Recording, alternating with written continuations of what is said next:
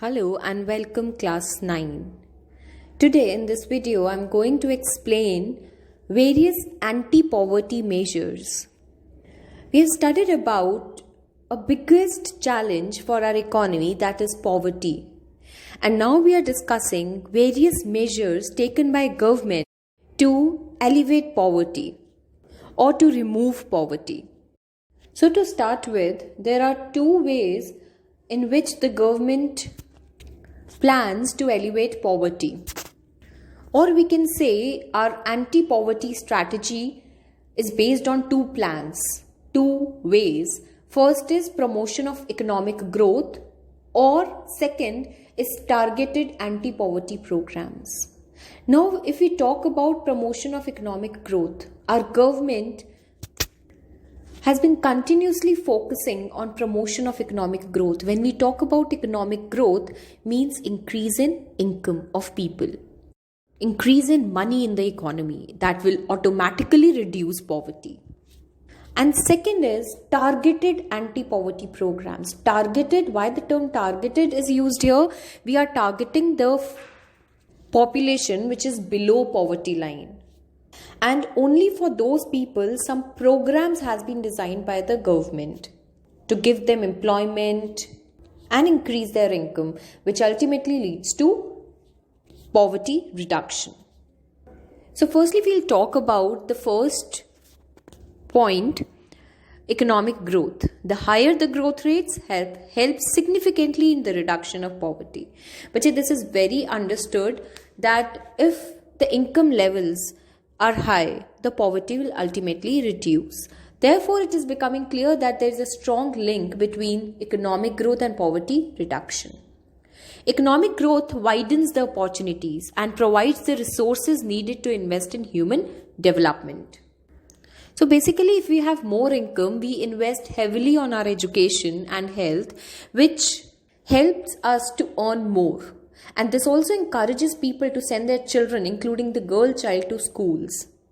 If all this happens, then it results in the less number of people living in extreme poor conditions.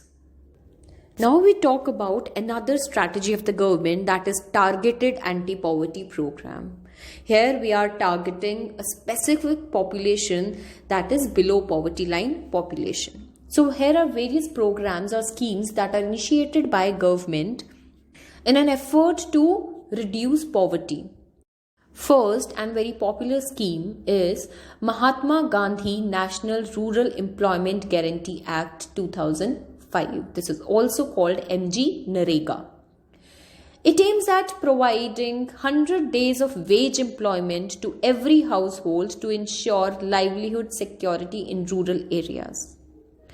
Now, under this scheme, there are various offices which are set up by government in various villages and districts.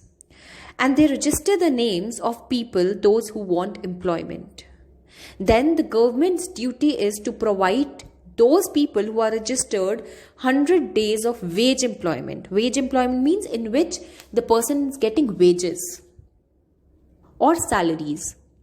So, government provides minimum 100 days of wage employment to people. In case the government fails to provide, then it is the government's duty to give them wage equivalent to 100 days to that person. Under this scheme, 1/3 of the proposed jobs have been reserved for women. And the share of scheduled caste, scheduled tribe women person days in the scheme are 23% scheduled caste, 17% scheduled tribe, and 53% for women. Under this scheme, more labor work is given to people, like the people are required in the construction sites, in roads and railways, etc. Another scheme is Prime Minister Rozgar Yojana. Rozgar is employment. Yojana means scheme. So it is another scheme. It was started in 1993, and the aim of this program is to create self-employment opportunities. Children, in the previous scheme, you have seen that the people were given wage employment, but here The program is to create self-employment opportunity. What is the difference? Here the people are not given wages. They are given the platform so that they can open a new business or a new earning source, or they may be given spaces to open something so that they can earn. So self-employment opportunities are created for educated unemployed youth in rural areas and small towns. They are helped in setting up small businesses and industries. Third scheme is Rural Employment Generation Program. This scheme is similar to the previous scheme, that is Prime Minister Rozgar Yojana.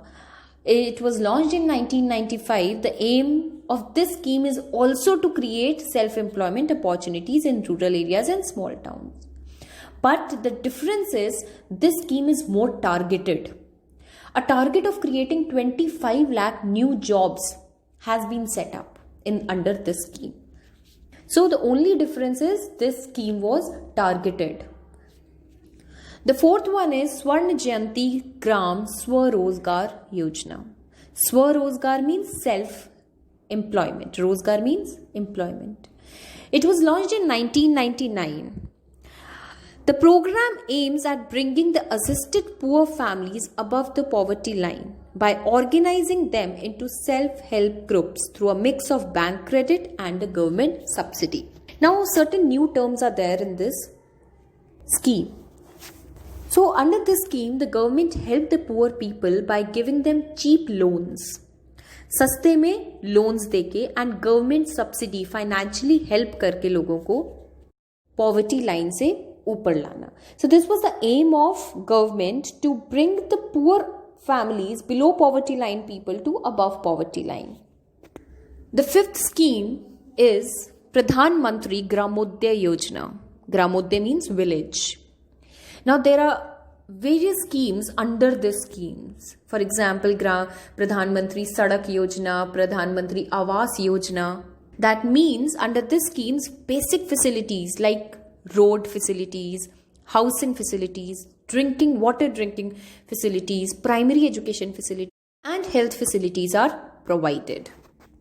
It was launched in year 2000. You can see here in picture that roads are being laid and houses are given to people. So this all was done under this scheme, and these all schemes are currently also working with some or the other changes. Food grains. So in this scheme, government distributed food grains to people. This was also launched in year 2000. Below poverty line, people were given different cards called yellow cards, and through those yellow cards, they were given food grains at subsidized prices or at very cheap prices. So these were different schemes which were founded and launched by our government to bring the poor families above the poverty line. Now, despite of so many efforts done by the government, they have initiated various programs also, they have promoted economic growth, but at the same time, the poverty rates are still higher. The result of these programs have been mixed. We cannot say that it has been very successful. The reason is the less effectiveness, lack of proper implementation and right targeting. Undoubtedly, these all programs were in place, but it could not reach to right people. Schemes and programs were there, but they were not implemented properly by our government officials. Despite the good intentions of the government, the benefits of these schemes are not fully reached to the deserving poor. Therefore, the major emphasis in the recent year is on proper monitoring of all the poverty alleviation programs. Now what the government is doing, instead of making new plans and new programs, they are focusing on proper implementation of the previous plans. The poverty has certainly declined in India. But despite the progress, poverty reduction remains India's most compelling challenge. We have seen the data and we can say that there are wide disparities in rural and urban areas in terms of poverty. There are interstate disparities, and certain social and economic groups are more vulnerable to poverty, like scheduled caste, scheduled tribe, agricultural laborers, and casual laborers. They live in extreme poor conditions.